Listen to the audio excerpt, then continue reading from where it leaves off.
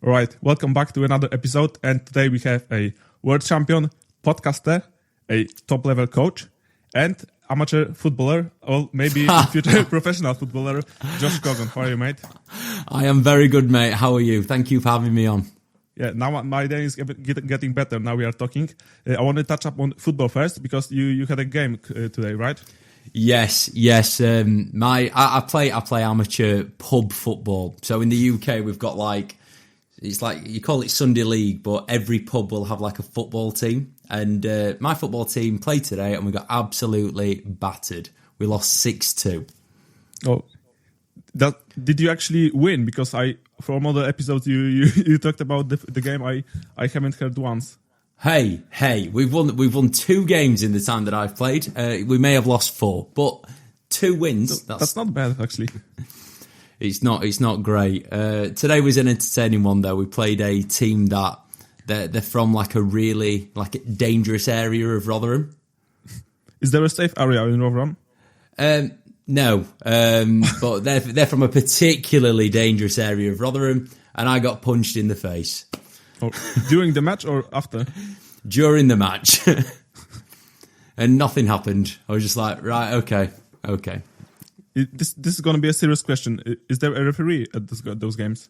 Yep. The referee saw it and just went, play on. I was like, you are joking me. Or maybe it was just the fate for breaking the guy's legs the other time. Yeah. Next time we play against them, I'll get him. So how does it work? You just decide to join a club? Is there some strict rules, or is it just pub to pub and you guys go drinking afterwards? Yeah, pretty much. No, it's not strict rules. It's just kind of like one of my friends was playing, and once I finished my bodybuilding season, he was like, "Oh, you're quite light now. You're quite fit, bodybuilding fit, not real life fit. Do you want to come and play with us?" I was like, "Yeah, go for it, mate." And I started doing that about 2-3 months ago now, and it's been the best thing that I've done. Just having that different world to go in that's not bodybuilding related. It's been brilliant, and being around normal people that when you sit down and talk to them, they're not going, "Oh, what you training today?" or have you eaten all your meals and all the rest of it. It's really refreshing, so I'm getting a lot of enjoyment out of it. How long have you been playing football before, at younger age? Yeah, so I started playing when I was about maybe 7 years old, and then I finished playing when I was 18, 19. Once the bodybuilding started to take over, and obviously once I started getting more serious injuries. And then, I've not played for 10 years, and I've just tried to get back to normal Sunday League fitness, which is a challenge. How do you feel it affects the bodybuilding lifestyle? Does it kill your head, or does it add any strength to the training? The biggest challenge that I face at the minute with trying to balance the two is my recovery with my legs. So I'll play on a Sunday, my legs aren't recovered until Thursday, and then I've got to kind of weigh up, can I squeeze in a leg session now and then still be recovered from legs to playing the next game, which will obviously be on a Sunday. Thankfully, the weather's been terrible in the UK, so quite a lot of the games have been cancelled. So I've been able to fit leg training in pretty fine, but I think as we go into spring, I'm just hoping that my fitness will just elevate a little bit, and then I'll be able to balance the two better than what I currently am. So if you're playing on Sunday, leg day on Thursday would work, or how would you do it? That's what I've been trying to do at the minute. So play Sunday, legs on Wednesday or Thursday, and then play again on the Sunday. But what I'm finding at the minute, my legs are just trashed all the time. It's I'll go for a walk, literally getting ready now. I've got cramp in my hamstrings. My calves they feel like they're going to explode at any given moment. It's nice. It's nice to feel like this. Does it affect any upper body training at all, or is it just strictly local fatigue? It's strictly local fatigue. I could probably, I may go and train upper body today, because literally it's just my legs that are feeling, the effects. Everything else is fine. And in terms of like, you know, the benefits of bodybuilding, I've found it like really good as a stress relief, and obviously as a different form of cardio. So I would say that it has its benefits, you know. When stress is low, appetite's better, my ability to concentrate is way better. So it has its benefits. It's just literally the only negative at the minute is the recovery. Yeah, but yeah, I think that, like, the fun from playing itself like can alleviate all those, like, let's say, downsides for it. So that's cool. Yeah. I want to touch about some recent events. Like yesterday, you had the BSB meetup. I would like to be there in person, but obviously it's like too far away to go just on such a quick trip. But I wanted to ask you, how was it, and how does it feel like to have built community around podcasts? So it's just literally like two people talking in the internet, and it actually creates a community of people who like share the same ideas, like share the same interests. Yeah, honestly, Cosmo, it's the craziest thing. Like, we started the podcast a little over 2 years ago, and I think our first episode, we had like 100 listeners in the first week, and we're like, oh my God, as if so many people want to listen to us just talk nonsense. And because the feedback was like so positive, and me and Tom weren't like wanting to be anyone else apart from ourselves, like we've kept it really real from day one. It's just grown organically, and we've ended up growing with an audience of people that like we resonate with as well. So like yesterday, we had like 20, I think there were like 27 people there. Which, you know, if you're listening, you go, no, that's not many people. Trust me, it is. When, you know, you didn't start it to have a community of people, you just did it because you fancied doing something different. And having 27 people there that were all very similar, and like we got on with and they got on with each other, it was so beautiful to see. Like, it was beyond anything that we could have imagined 2.5 years ago when we first started.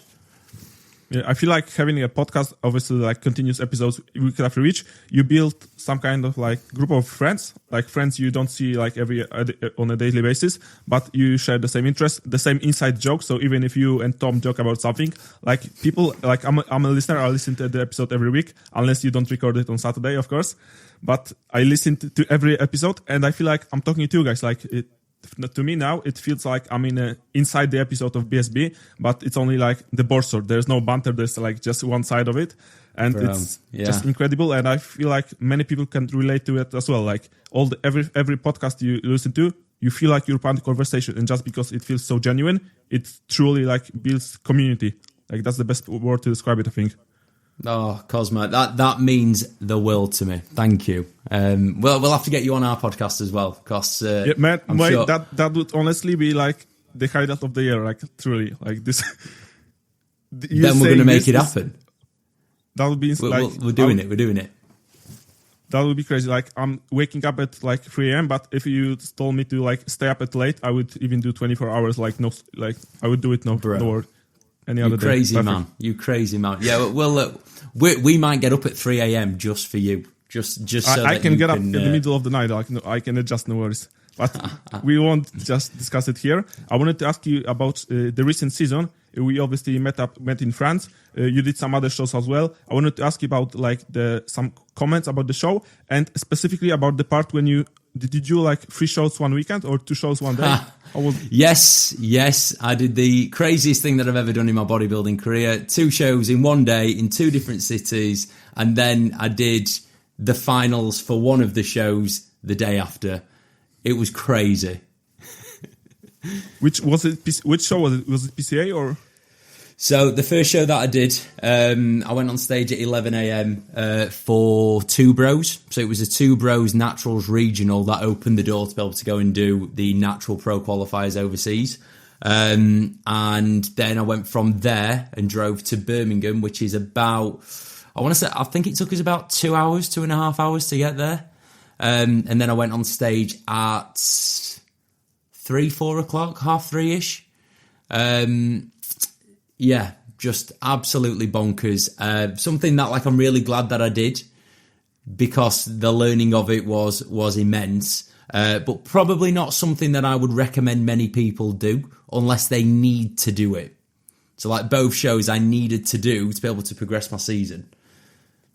Did you get a second tan at the second show, or was it just tan at the first show early and keep it on? The same tan, mate. So I've just glazed again and tried not to like move around too much when I was in the car and like going to the toilet and what have you.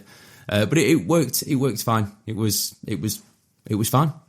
Yeah, that's actually a good money saving tip. Just tan at your first show and do every other that's close by.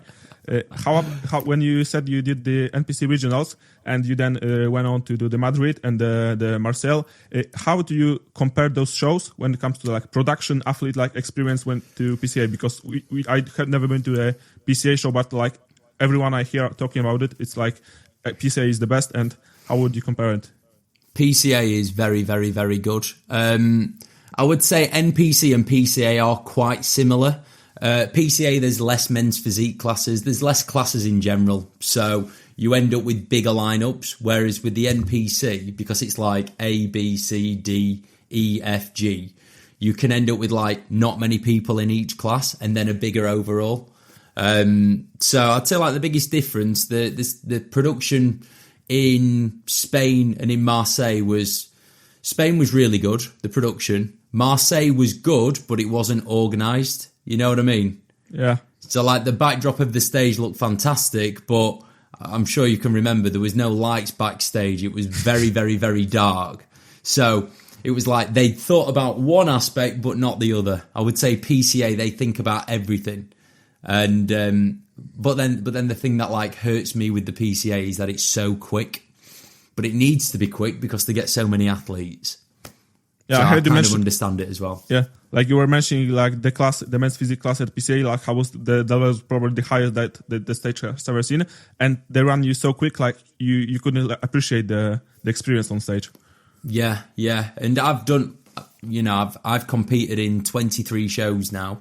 I know the difference between a good stage experience and a bad one, and PCA that particular day, it was just so quick with no one moving around really. It wasn't good. It wasn't, in my eyes, it's not what... It was almost like a little bit disrespectful to the athletes because it was such a good lineup. It was a lineup that we are never going to have again. Like those guys that I was on stage with, we're not all going to compete at the same time and do the same shows ever again. That won't happen. And I just feel like they missed out on an opportunity. I feel like, as athletes, we missed out on an opportunity to stand next to certain people. But yeah, fingers crossed, that someone's listened and they might consider it going forward, but it is what it is if not. Yeah, I actually want to ask you, how does it feel to do so many shows? Do you actually experience the stress, the excitement less, or does it get you more engaged? I'm curious, because I did only 3 shows total. Yeah. So have you done one season? I did one show, 2 categories as a teen 6 years ago, and then 2 seasons, 5 categories at first show and 2 categories at last. So like many classes, but like let's say 2 real shows because as I was a teen, this was different experience. Yeah. I would say the more shows that you do, the less you get affected by the nerves and the anticipation of things. And, I know how shows run. But I think you can get that experience as well without having to step on stage. So like say if you went to watch 50 shows and it becomes almost like you know exactly what's happening, you know everything that's going on, but you're just not on the stage. I think that can help a lot with like, just managing nerves or keeping you cool in the situation. But honestly, like competing to me now, I don't really get nervous. I get excited. Like the excitement kind of feels a little bit like nerves because it's like I'm ready to go, but then I can't go because it's not my time to go on stage. I think last year the only time that I felt nervous was when like there was logistical errors with the shows. So like with Marseille, I started to pump up and then there was like, oh yeah, we've got no sound. So it was like I had to wait maybe an hour and a half extra to go on stage. So like that made me a little bit nervous, like, oh, am I not going to look as good now? Is this going to affect my placing or whatever? But the actual, like, you know, the night before, the days running up, I think doing more shows just helps manage the nerves considerably. Yeah, I think the Marseille backstage was like probably stage because it was so cold. Like, I don't know how you felt, but it was like probably colder than outside. And I was actually doing some cleanup with the tanning on you when the light turns out. So we had to use the light from the iPhone. Yeah, it was a really, really bizarre like show. So like that can make you nervous. But again, having thought about it, like the more times that like you experience shit production or shit organisation, you just kind of you learn to chill out with it. I think when it happens for the first time, like the nerves can really kick in. In 2023, I did a show over in Texas called Summer Shredding. Can you remember Christian Guzman? Yeah, of course. Yeah, so did his show, and I went on stage for the finals for the qualifier at 1 a.m. And it was like, you know, when it hit 10, 11, I was thinking, oh my God, I'm going to look terrible. But then you gain the experience and then you learn not to be nervous later on, because at the end of the day, like, you've built your physique over years. It's not like you're only going to look good in one moment. When you're shredded, you look good all the time. So again, you gain that experience and the nerves start to subside when you're in the moment. Yeah. Also, if you can't do nothing about it, there's no point stressing, because the stress itself will kill your physique, and if you don't stress, like, the physique will stay on. I think they increased the price on the summer shredding to like some absurd amount, like $100,000 for the overall. I think it's crazy, isn't it? It's crazy. When I went out there, it was $20,000 for the overall winner, but then it was like nothing for second and third. And I placed third in the overall out of, I think they said it was like 240 athletes or something, which is crazy. And the majority were enhanced. And I got an email a few days later, and Christian and his team, there was like, oh, we want to give you some prize money for, you know, like coming over from the UK and placing third, because, you know, someone won 20 grand and then people won nothing. So I ended up coming away from that with like $2,500, which I was like, this is amazing. So yeah, the fact that they've now increased it even more, huge respect to them. Fair play. Yeah, actually, when it comes to Christian, I want to say, like, I really enjoyed the BSB intro, and it's probably one of the few intros I actually don't skip. Like, it's so iconic at this point. Like, it just, you know what you are listening to. Like, it's perfect. It's not long, it's not too short. Like, I really like the idea. Mate, in the moment when I recorded that was, I just thought, fuck it. I'm never going to be in this situation again. I'm going to ask him if he'll do it. And it was like, hell yeah, let's do it. Yeah, that one of the best things that I've ever done. Every time that I see it on the podcast, I'm like, that is brilliant. And I've asked other athletes as well to do it. I'm not going to name drop them, because all of them said no, and like was a little bit like, hell no. Not like oh no, I'm not going to do that, mate. It was like, absolutely not. So shout out to Christian for incriminating himself by introing the podcast every single episode. Yeah, I feel like sometimes it's like good to just try, even if you're scared. Like for me, like doing this podcast in English, like obviously I'm nervous. Like I was nervous before. I was nervous even asking you, but you just got to do it, because worst case scenario, someone says no, and what? Still nothing changes. And if they say yes, it's like, holy shit, we can actually do it. So that's always good for people listening to just do it. Just ask the person you want to. Obviously, it's not like you just starting a podcast and then trying to ask the biggest influencer to join on. Just work your way in. Like I did a year of podcasting just before I asked AJ to be on, even though he was my coach. So you just got to prove yourself that you can stay consistent, and then just slowly build your way up. 100%, mate. I've look, I'm sure you're the same, and some of the guys that you've already had on, you get asked to go on podcasts quite a lot, and if someone's not started out yet, it can almost be a little bit like a bit of an awkward one. But when you asked, and I went on to, you know, your page to see how many episodes you've done loads. So of course, you know, people like me, AJ, I think you had Tim on the other day, did you? Yeah, Tim was yesterday and Finn, and I have some other like pretty good guests lined up, so it's going well.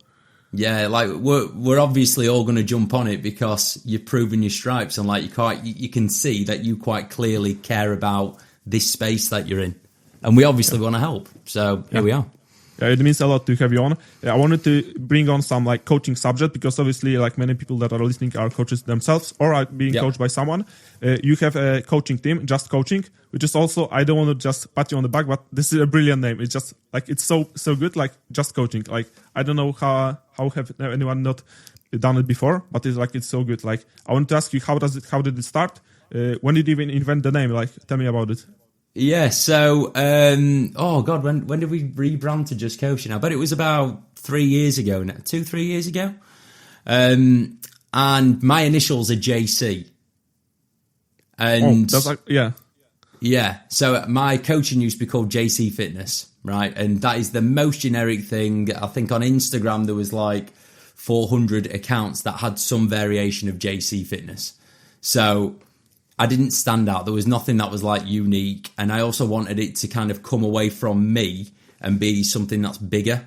So like with Just Coaching, it was like when I was sat thinking about what coaching is to me, if someone said, oh, what's coaching? All right, yeah, it's diet plans, it's training plans, it's making sure that someone loses weight or whatever. And when I was thinking about like how I actually coach, it's so much more than just coaching. Like I try to be every one of my clients' number one fan. I try to help them in every aspect of their life, not just bodybuilding, not just achieving, a decent physical transformation. It just goes way beyond coaching. So I thought I'll call it Just Coaching, but then like the tagline is like it's more than just coaching. And whenever like I'd speak to my clients, I'd always find myself saying like, oh yeah, it's just the start. Everything that you're doing, it's just the start. Like whether you continue bodybuilding for the next 10 years or you take these tools that you've learned from bodybuilding and apply them to the rest of your life or other aspects or whatever, it's just the start. So Just Coaching was born. This should be clipped as a TV ad. That was perfect. Oh God. What are your cool. biggest goals when it comes to the coaching? Is it like focus on competitors mostly or lifestyle as well? You want to keep it? Oh mate, this is the tricky one now. I love bodybuilding coaching. I love it. I love it so much. I love going to show days. I love helping people do something that they truly never believed that they could. So I see myself as a bodybuilding coach. Like that's who I want to work with. That's what I want to do. But I want Just Coaching to have other elements within it. So Tom, that works underneath me, he is, he's young and he kind of like works with like almost like newbie bodybuilders and people that are like right at the start of their bodybuilding journey, whereas I want to coach competitors or people that have like a competitor's mindset.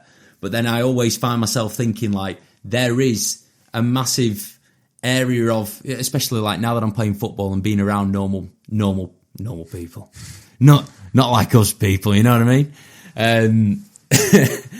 I find myself like, right, how can Just Coaching help them? So I think there's something else that I want to do as well. But I think right now, unlike the foreseeable, bodybuilding's my baby. That's what I want to just immerse myself in. Is it more stressful for you to compete yourself or have clients competing in your show? Clients competing, 100%. That is so much more stressful. Like when someone steps on stage, it's my body of work, but it's not my body. It's the weirdest thing, and I just want, because like as well, you see how from obviously an outsider's perspective, you see how hard someone works for something or how much they sacrifice for something, and because you see that firsthand and you hear about it and you talk about it and all the rest of it, you want them to do so much better. Whereas like for myself, I care about myself, but I don't care about myself as much as I care about other people. So the nerves and all the emotions of someone else competing is far greater than my own. Like if a client won, it would feel so much bigger than me winning. If a client lost, it would hurt so much more than me losing.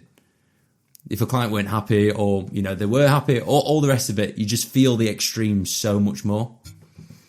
And how would you balance between you competing? You actually you had many clients on the stage, and I feel like you even mentioned that was the lesson you learned, to not actually have so many clients compete when you are actually truly stage ready as well. How do you what are the biggest lessons out of this experience? Oh, so a little bit of context for the listeners. My first show of the season was the WMBF UK Pro Show. It was a 2-day show. So on the Saturday, it was like masters classes, junior classes, and bikini classes. And then on the Sunday, it was open bodybuilding, men's physique, the rest of the women's classes, and then the pro shows. And I had clients compete over both days.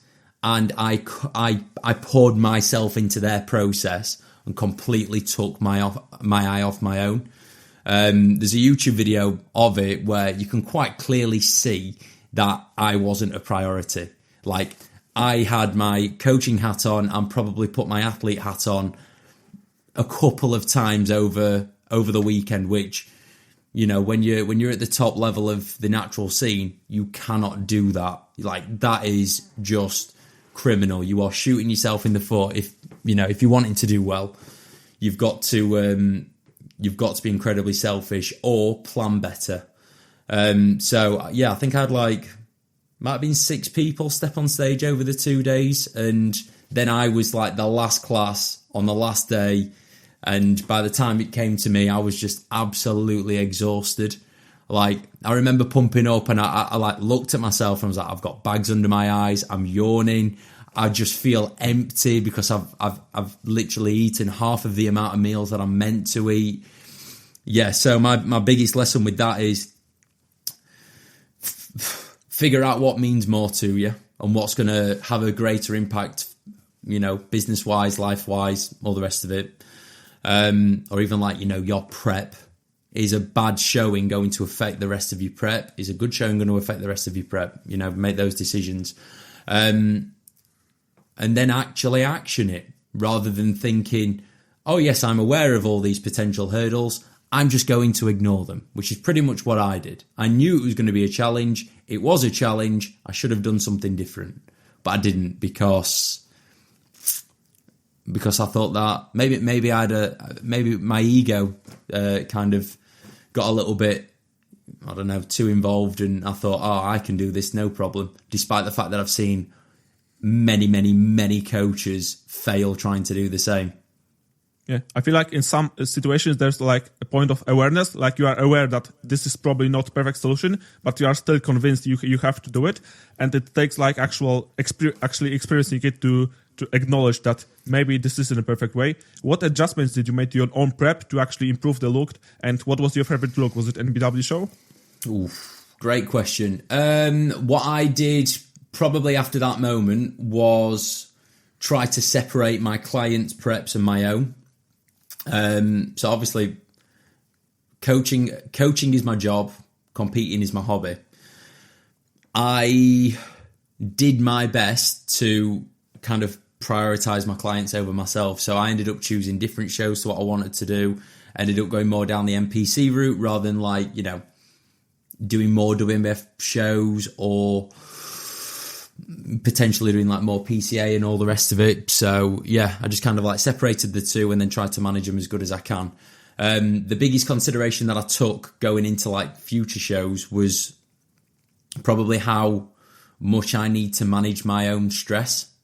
So just making sure that I am actually being an athlete on show day and on the days running up to a show and not taking my eye off the ball with it or kind of going, that's fine, I don't need to worry about that.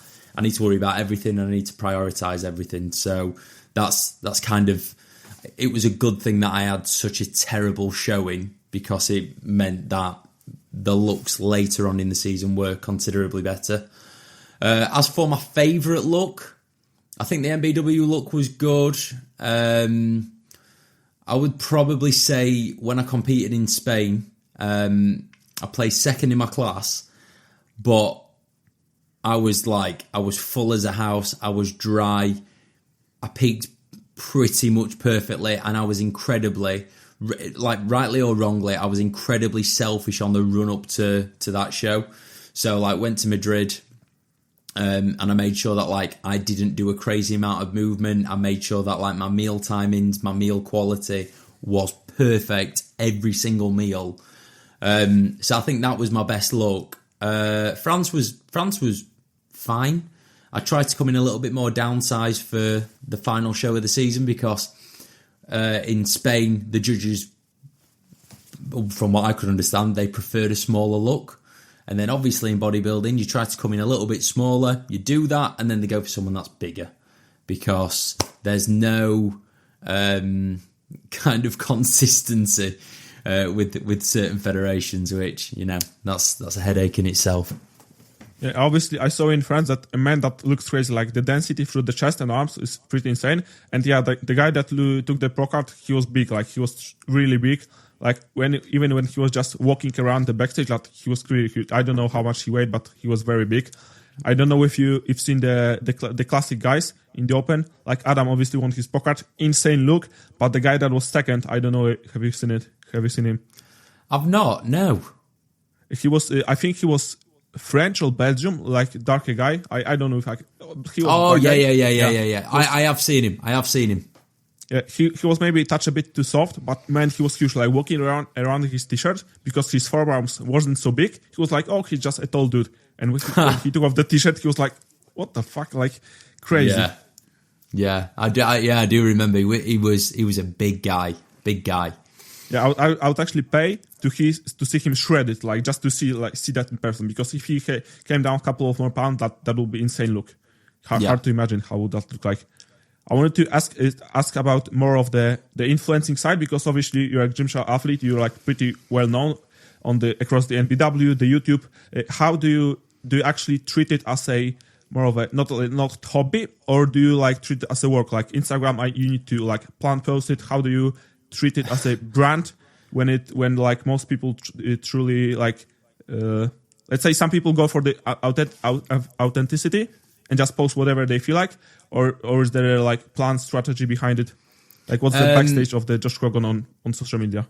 Yeah, look, I everything that I do, I try to keep it as real as possible. Like I want people to follow me and be invested in me rather than like this version of me. Do you know what I mean? Yeah, so honestly, there's no real plan with posts. I'm just trying to document everything that I'm doing in the most authentic way. YouTube I really enjoy doing, but holy shit, YouTube is savage.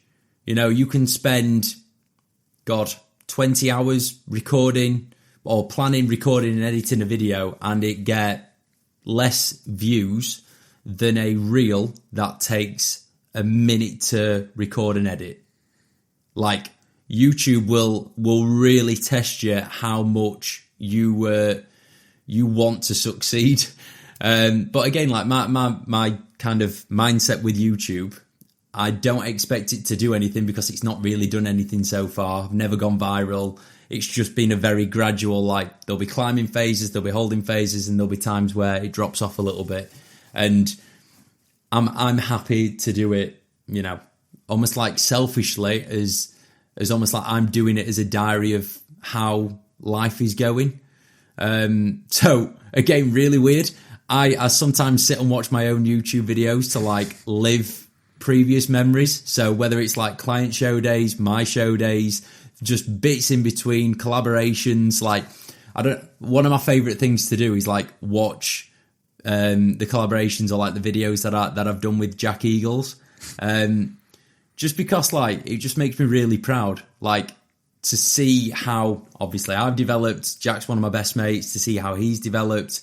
And as well, like, you can all do this.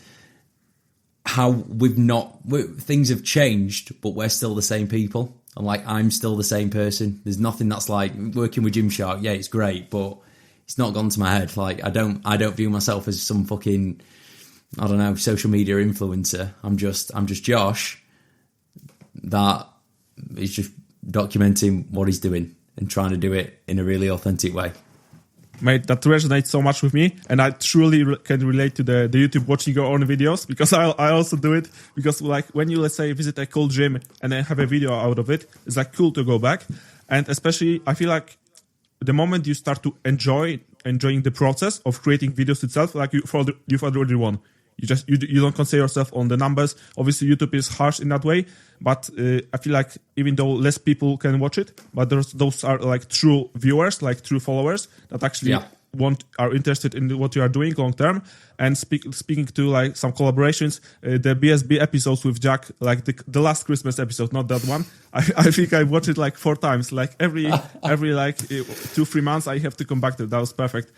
We need to have Jack on at some point. Last time I saw him when I was in Ultraflex, he had his leg in bandage. I think there was some issues with his foot, like he put some. Oh yes! Oh my God, that was ages ago. Yeah, that was like summer 24. Wow, that was so long ago. I'll tell Jack that he's got to come on your podcast. Yeah, he was walking like weird with his foot on, and actually, we talked about it in France briefly. One day we were sitting in front at the table.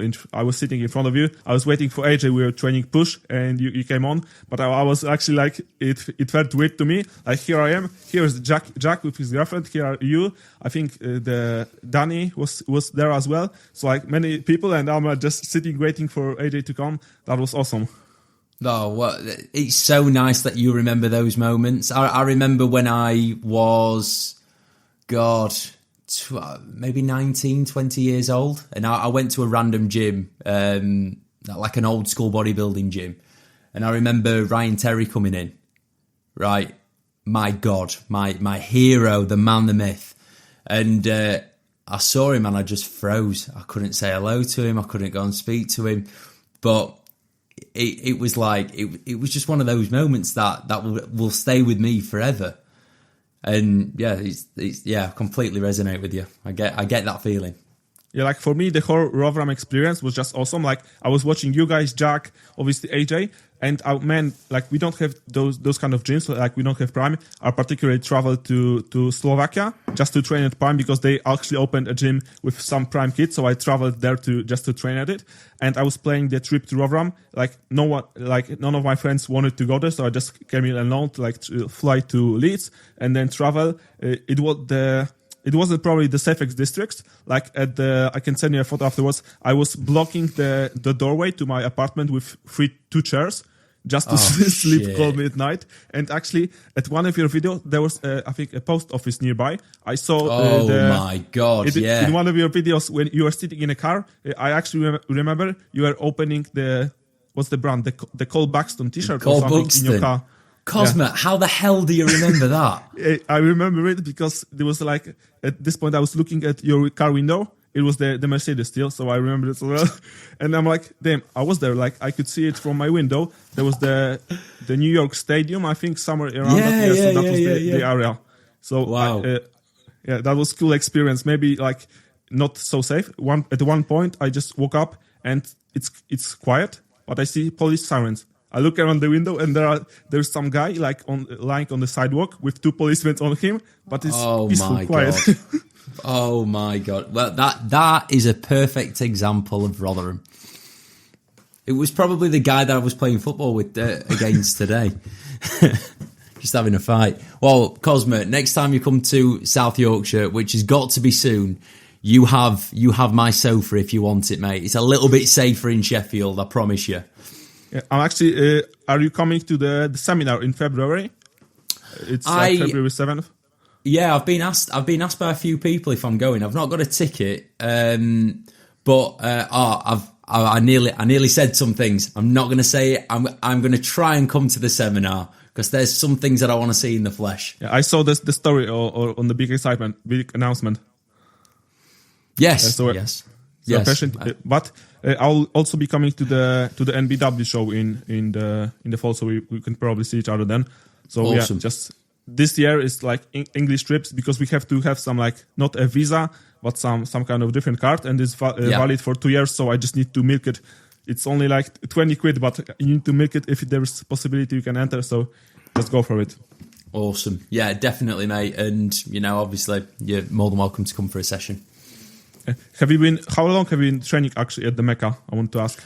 At the Mecca, right. So I am 28. I started training when I was 16. And I think Ultraflex opened 10 years ago, but it wasn't called Ultraflex. So before it was called Ultraflex, it was called Iron Athlete Gym. It was owned by Cuba, and then it was owned by 3 other guys. One of them, I believe, is in prison somewhere.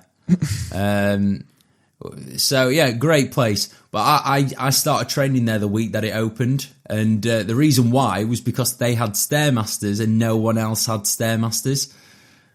Right? So I thought, I'm going to sign up there because they've got Stairmasters. And honestly, mate, every year it just leveled up and leveled up and leveled up. And the equipment got better and better and better. The athletes training out of there got better and better and better.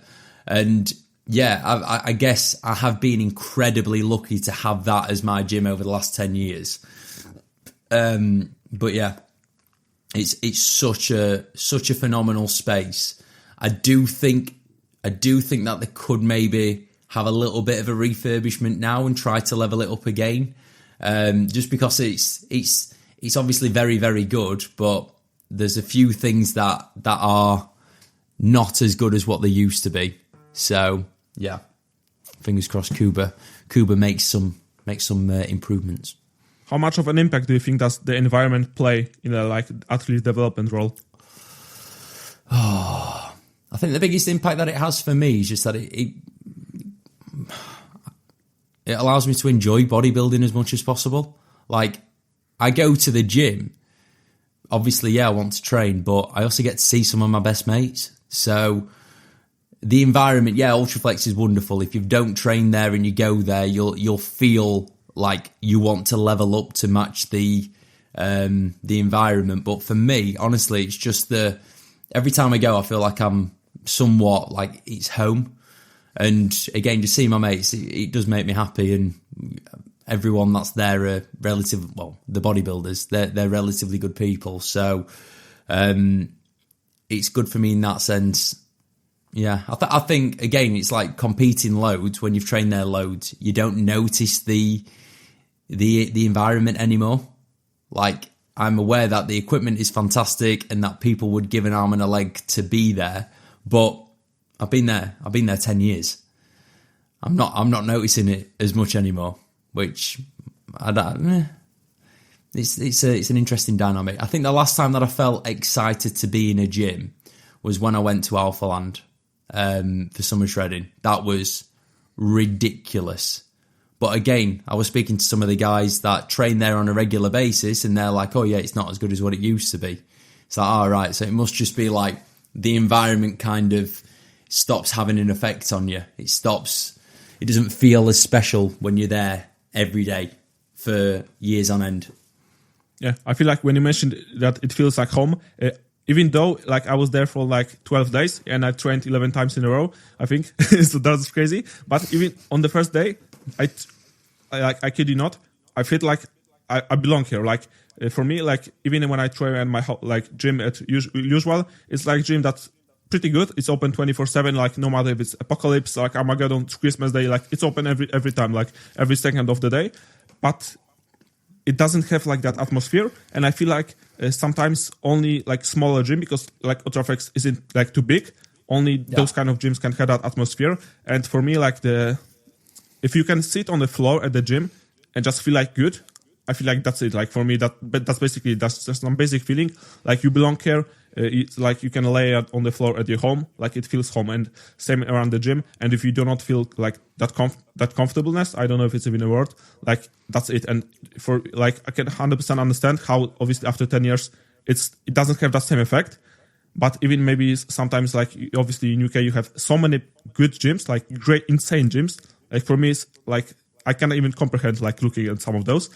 Like I feel like the culture itself and people around it you're just building the community stronger and stronger, and it has impacts on all of us. Like gyms in UK have impact how people train in Poland. It's crazy in that way. That's great. I've got goosebumps, mate. That's huge, isn't it? Like, wow, phenomenal. I'm really glad that it does. Wow. Ultraflex. Anyone that goes to Ultraflex, depending on like, you know, where you normally train, you can feel a little bit intimidated in there, but once you've kind of like walked around a little bit, you're just like, oh my God, what a place. Like it's magic. Yeah, I feel like especially those kind of gyms, it's almost better. Like I like to train in the morning, like after one meal. And when I was there, I trained at like, I don't know, like 9 a.m. And there were many people there, and many just get peaceful. The music is nice. Like the gym I go to, like the music is so horrible. I sometimes put headphones with no music on just to have the noise cancellation. And in Rotherham, you just walk around. There's some, maybe, I don't know, A$AP Rocky, Kanye West playing, and you don't need headphones. You just feel the vibes and can train it just so awesome. Even some, the posing rooms, like in Poland, there may be like, let's say, 3 gyms that have posing room in whole country, and Ultraflex has 3 rooms like in it. And you just build like the routine, like you train, you can eat at the gym. One more aspect, it's funny, like in Poland, when you like let's say you would leave your wrist straps at the locker room, someone would grab them within a second. And there, I could like literally leave my backpack like at the table, and I'm 100% sure no one will touch it. That's just like, it's just different culture. Yeah, there's been times where like I've left like my headphones or like my camera and left them there for days, and they've just been in the same spot. It's great. Do you like to keep like a routine when it comes to like training, to just have a ritual, like come to the gym earlier, like eat a meal, sit down, or is it like just come, do my work and go? I'd say like my ritual is, you know, I'll listen to music on the way in and get into Ultraflex, write down my session, and then just get to work. When I get to the gym, I'm like, I'm ready to rock and roll. I think after I've trained, I find myself like talking to people a little bit more. But yeah, like walking in, I'm like, right, let's go. I'm fired up. Yeah. How do I heard you like actually talking about like having conversations with different people? How do you like deal with it? Obviously, like you want to talk to people because people are like nice. They just truly want to talk to you. But let's say you are like tired after training, or just have to keep going. Like, how do you actually tell them? Because sometimes people get the wrong impression. And how do you like deal with it? Obviously, because it will be increasingly harder for you. So I wanted to ask you your take on it. I honestly, mate, I don't understand it when people don't want to talk to certain people. I can't remember who it was. I don't know if it was you or someone else, but in France, someone asked for a photo when I'd immediately come off of stage. And no, that wasn't me. I was on the backstage. That wasn't me. Right. So it was someone that was taller than me and quite muscular. So that definitely wasn't me. It was the only time in my life that I've gone, I can't, mate, because like I was so, I was going through some things. It was just like I didn't want, I just didn't want to do it. I just wanted to be on my own and like get out of the venue. Like I'd come second for winning my pro card again, and yeah, I would never, if someone came to me to like talk, I would never not talk to them. I would never not give them the effort that they deserve. I don't know, might be getting a bit too deep, but I suppose like in my head, I don't know how many people that person spoke to today. So if someone's coming to me and they're like, oh, hi Josh, you all right? I don't know if they've not spoke to anyone for like 3 days, and there's no way that I'm going to make them feel any form of rejection because I've got a set to do, or, you know, I'm in a rush. I've always got time. Like we've all always got time. So yeah, how do I deal with it? I don't really deal with it. I just kind of just talk to people for as long as they want to talk, and then I'll just kind of deal with the consequence of that after. There's sometimes where it gets annoying, like if I have a really nice time at the gym, talk to people, whatever, and then I get stuck in traffic on the way home, then I'm like, oh, this is annoying.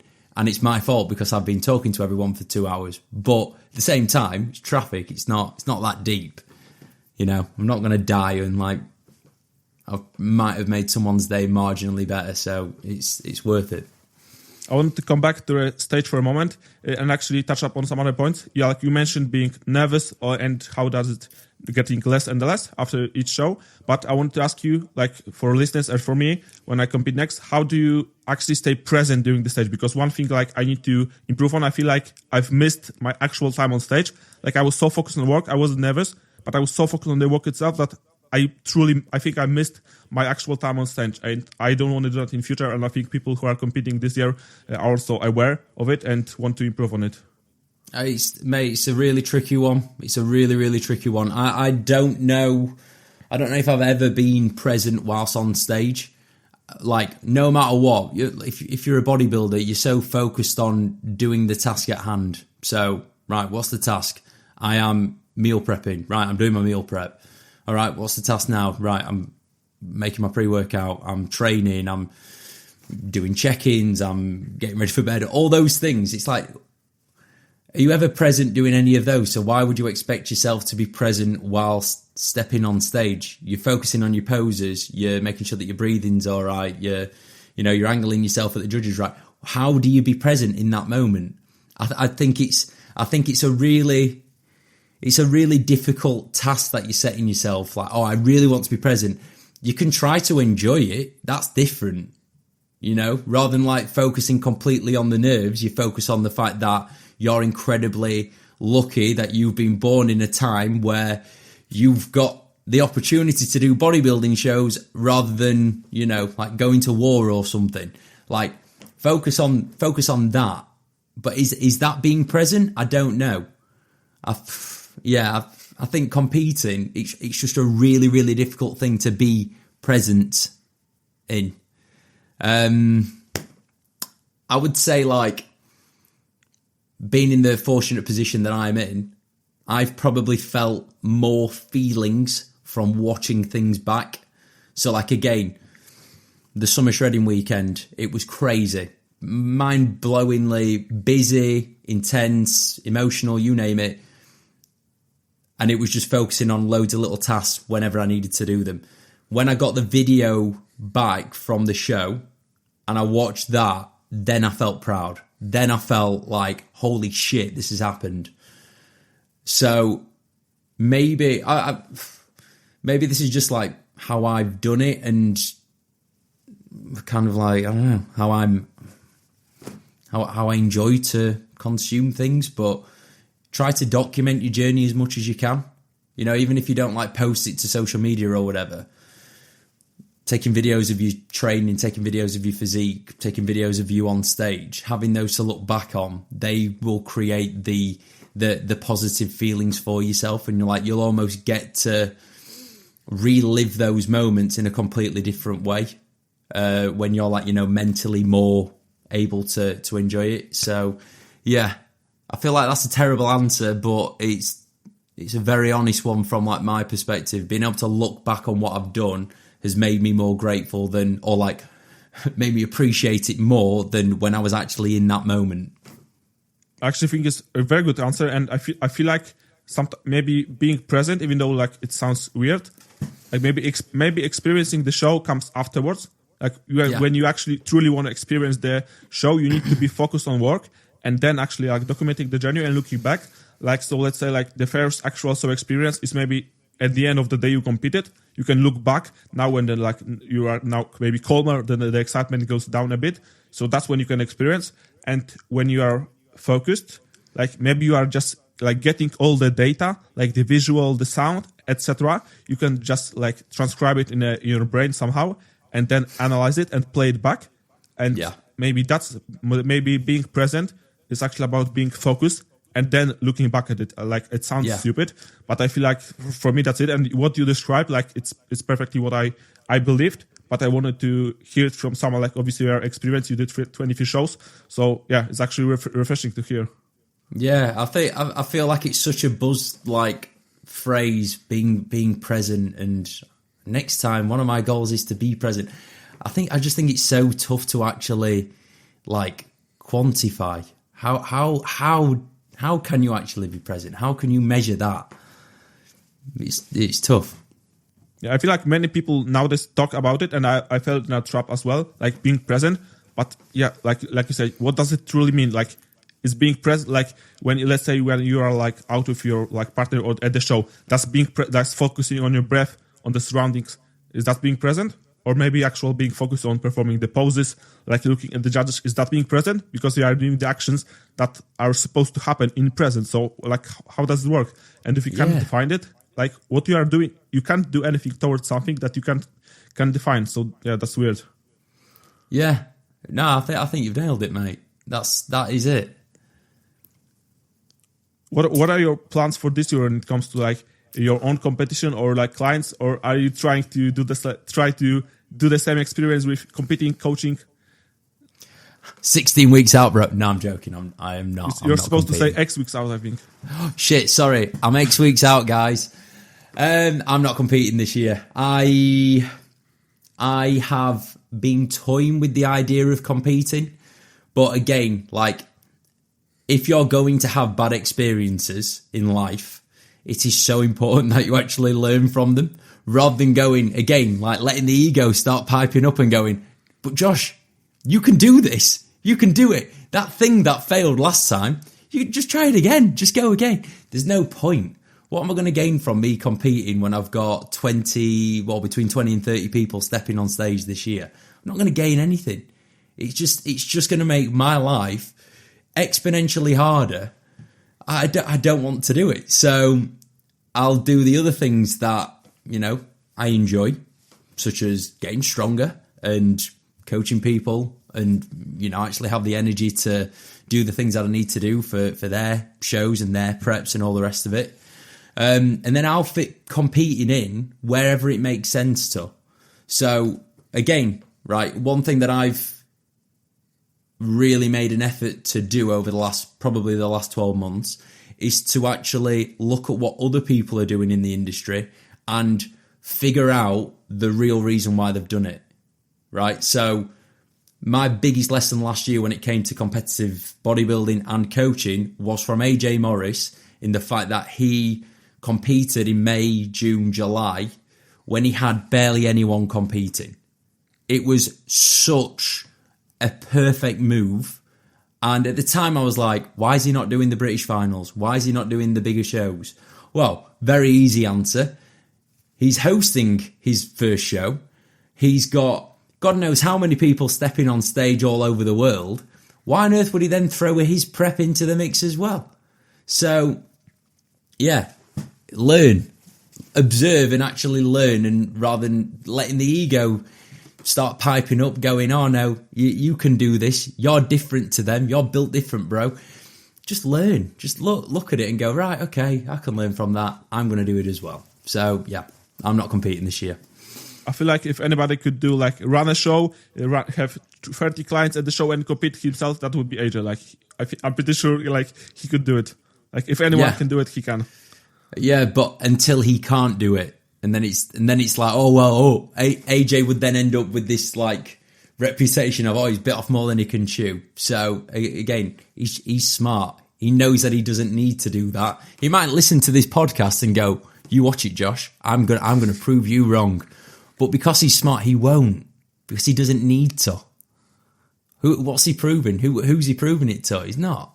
So yeah, be smart. Yeah, actually, AJ mentioned on our episode we did that next time he will compete, he actually will work with someone, just not to have like so much burden on his head. So that's also smart. But like he's done it. Like he doesn't have to like hypothetical. You know the word. Yeah. Go on. He can just do it. I was actually, when it comes to the pronunciation, when I was talking to Finn about his gym. I think you made fun of Tom actually about pronouncing this, the name of the Loughborough. Loughborough. Yeah. But then I've spoke to people and they've pronounced it wrong as well. I'm like, why would you pronounce it like that? Loughborough. It's I can understand for you, Cosma, because it's English words, right? If you're English, you need to be able to pronounce Loughborough correctly. even the Rotherham, like people mistake it for the Dutch city, the Rotterdam, because it looks similar. Like I thought it's the same city as well, and it's like Rotherham. Like it sounds weird when you say it. Yeah. I had One of my boys, Phil, he came from Australia to Rotherham, and we were driving in, and there's obviously a sign saying "Welcome to Rotherham," and he pronounced it "Welcome to Rotherham." I was like, "No, it's not the, it's just Rotherham." It's funny how you speak English, Americans speak English, Australian people speak English, and you can like talk to each other and not understand at all. Like I feel like probably it's, I don't know, like German or Swedish people speak the best English because they don't have like a British accent, and they can clearly articulate its syllables, and it's better. And you guys, like, you obviously have like different accent that Finn does than AJ does, and I feel like it's cool. And the more you can get to hear you on a podcast, it allows us actually to understand it. But let's say like someone was to, I think Ryan Terry also has an accent. I think he says like dumbbells, something like that. So like many people. Yeah, Ryan's not too far. Does Ryan have an accent? To me, Ryan doesn't have an accent. That's so weird, isn't it? Yeah, that's weird. Because he's my guy. Yeah, I remember watching him like years back, and I was actually following his prep. Back in time, I truly believed like, oh, he's natural. Like to me, everyone was natural at that point. I was like, yeah, he looks good. I will look that as well. And he was like, yeah, we're doing dumbbells. Like it sounds weird, but yeah. When you say it like that, like to you, it doesn't sound weird. It's like it sounds normal. Like if you say, I actually don't think like Polish people don't have different accents. Like we have some like in specific regions, like some people speak differently, but it's not like in English that you have like a North accent, like South, like Yorkshire or some other parts. So yeah, like language is a weird thing. Where me and Tom are going to get one of my clients, Martin, to come on the podcast, and Martin's from Scotland. If you've never heard of a Scottish accent, crikey, it's really as an Englishman, it's hard to understand at times. And when you have two Scottish people talking to each other, it's just carnage. I feel like there was a sketch, I don't know if it's like Monty Python or something like that, when a Scottish person was in an elevator. I don't know if you've seen it. They were trying to say the number of the floor they want to go in, and it was like 11, something like that, and they couldn't understand it. Crazy. Yeah, there's another sketch that's like four candles. So it's like, does that sound like 4 candles or 4 candles? I would understand it like for a person named Kendall. Yeah. Good old English language. What an interesting podcast. We've gone from bodybuilding to dissecting accents within the UK. Yeah, and also some like trip advice, like do not travel to Rotherham solo. Like I survived, but this was probably near-death experience. But yeah, just when you are traveling to Rotherham, just lock the doors with 2 chairs. I actually fell down on those because when I like get up in the night to go to the bathroom and they were blocking the way, I tripped over them. So that was crazy. But the apartment itself was good. Like it was cheap. Like I was solo, but it was apartment for five people because it was the only one that had kitchen and bathroom. And the entrance door to the building, the lock was like so thin. I believe if you could knock over it, like kick it, they will go open. So that definitely highly recommended. 11 out of 10. Yeah, shout out to Rotherham. Oh dear! Next time you are in South Yorkshire, I'll take you to the area that I grew up. It is not very good. Actually, really one last story from the Rotherham travels. The first time I came on Tuesday, like it was all day, like early flight, and then I think it was like bus to Leeds, then train to Sheffield, then train to Rotherham. So it was whole day traveling, and I went to Ultraflex on foot to get some supplements like cream of rice, protein, etc., and to buy like the membership. And I was walking through with GPS in my phone through a weird neighborhood. Like there were some houses like near the gym itself. I was walking around for like 40 minutes. It looked like a scene from like Guy Ritchie's movie, like some kids sitting on the like in front of the doors, you know, some people like from not really like, let's say, native English people. And I to this day, like I'm glad I remained calm and actually went through it, because if it was like and that I trained early, if it was maybe like evening or afternoon, that's no way. I was Ubering my way home, even though it's like 10 minutes, because after dark, like I don't want to be anywhere near it. No, you don't. I'll be very intrigued to see what area that was. God. Yeah, I but love it. here we I are, love it. all good and alive, and yeah, amazing trip. I would, if I could go back in time, I would highly do it. Like, there's something about solo adventures, especially when it's beautiful area as Rotherham. So that's always good. I'm wanting to do some solo adventures this year. I wanted to go to Texas and to go to Japan on the solo. So yeah, hopefully I don't choose dangerous areas. Yeah, I think anywhere outside where you live is probably safer. So just go anywhere outside of this area and you're sound. Thanks, bro. Thank you. Feel great about that. Yeah, I was gonna go to Sheffield to, I think, watch some movies, but when I checked the timing, I was like, I would have to go back to Rotherham at like, I don't know, like 6 p.m. I was like, hell no. Like, I'm locking the door. I was watching Olympics all day, so that was just train, record my sessions for YouTube, and watch Olympics all day. Like, I was an expert on every sport there was. Like, there's some pretty damn good sports, like some kayaking, some like shooting, some like volleyball, etc. So that was cool. Yeah, beach volleyball. Oof, mate. women's beach volleyball is an amazing sport. Yeah. So we're gonna wrap this up. Do you have like a final takeaway, a lesson for the listeners that are entering the 2026 with some goals as a coach or competitor? I would just say to try and enjoy this journey as much as possible. I said it earlier on in the podcast, but we are all born now in a time where, you know, we're very lucky that we're able to commit a lot of our life to bodybuilding. So just make sure that you are aware that you are lucky and that this is all a really enjoyable pursuit. So just enjoy it and be present, guys. No, I'm joking. Awesome. Perfect, man. Josh, thank you so much for your time. Like, it's always, like, it's still surreal to me. Like, I'm watching your videos on YouTube, listening to podcasts, and even though I'm like 14 hours in a day already, because like I woke up early, and this just gives me so much energy just to crack on and go on. Obviously, I will probably fall asleep within an hour or so, but it's still surreal. I want to thank you for your time, and yeah, this is like a dream come true, and I hope we can do it again in the future, or when I come to England, we can actually see each other. 100%, man. Yeah, thank you for having me on. This has been one of the most enjoyable podcasts that I've done. So, well done.